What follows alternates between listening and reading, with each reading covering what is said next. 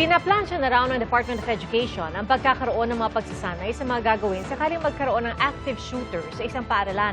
Ang ilang safety expert nagbigay ng mga pwedeng gawin ng mga estudyante at guro. Saksi si JP Soriano. Ang walang habas na pamamaril ng 2 menor de edad sa paaralan sa Tacloban nagdulot ng matinding pangamba sa iba pang paaralan sa buong bansa. Mismo mga estudyante na ang nagsasabing maigi nang maghigpit pa lalo sa mga paaralan. Gaya ng ginagawa ngayon sa Batasan Hills National High School sa Quezon City at sa Pasay City West High School, pati na sa Davao City National High School. Sa Maynila, mga miyembro ng Special Weapons and Tactics Unit o SWAT ang nakapwesto sa harap ng Araulio High School. Ang Philippine National Police o PNP, iniutos na ang madalas ng pagpapatrolya sa mga paaralan. Bagaman aminadong hirap dahil halos 50,000 ang mga paaralan sa bansa. So what we are doing is strategic deployment po. Yung when and where we are most needed. Ito po ay lalong pinaigting natin yung pagbabantay. Isinusulong din ng Department of Education o DepEd na lahat ng paaralan ay magkaroon ng security guard at CCTV at maihanda rin ang mga estudyante at tauhan ng paaralan sa worst case scenario. Matagal na po may mga security at safety protocols sa pinaiirad sa mga paaralan sa Pilipinas, partikular kung paano po tutugon sa oras ng isang lindol, sunog, pati na nga po bomb threat. Pero wala po talaga nakaspecify kung paano tutugon sa oras ng isang active shooting.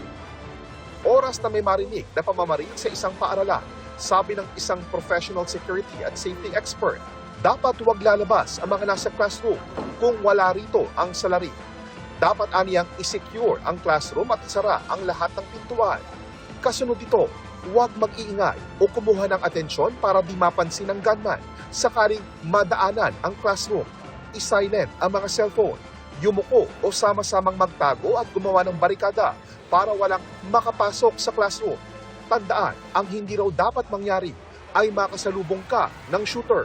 We can just go into one corner, isang corner, kunyari hanggang doon, we can form a circle. Ganyan.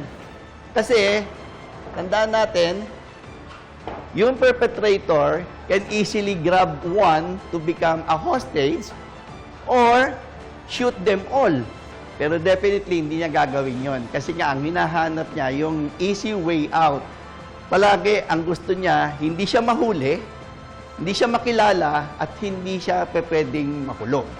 Ang guro ang dapat magpaalala na huwag gumawa ng anumang ingay at huwag titingin sa labas para maiwasan ang eye contact sa shooter.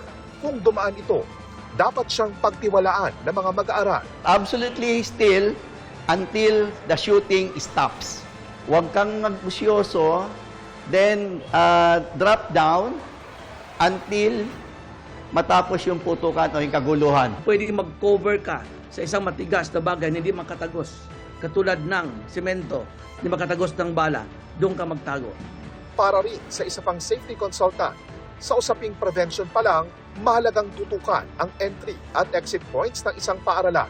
Ang rekomendasyon daw sana, may isang gwardya sa kada 100 estudyante. 2-3 ang security sa entrance para po doble ang suporta at yung profiling ng ating mga estudyante. Kailangan po gagawa pa tayo ng other alternative exit aside from the existing exit. In case of emergency, at maka-evacuate tayo.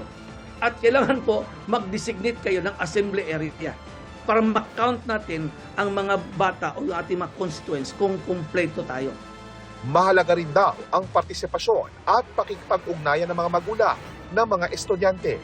Sa mga magulang, inspeksyonin natin ang mga gamit nila. Baka may bit-bit sila o may saksak na doong mga deadly weapons.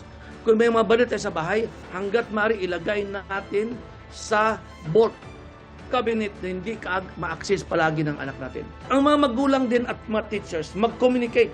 Ang anak ko may something na kakaiba sa kanya sa araw na ito. So kailangan po, pwede ba paki-observe? So again, we highly recommend yung training on emergency preparedness, crisis management sa ating mga school administrators, teachers, and the security forces, security guard sa ating mga paaralan. Ako po si JP Soriano, ang inyong saksi.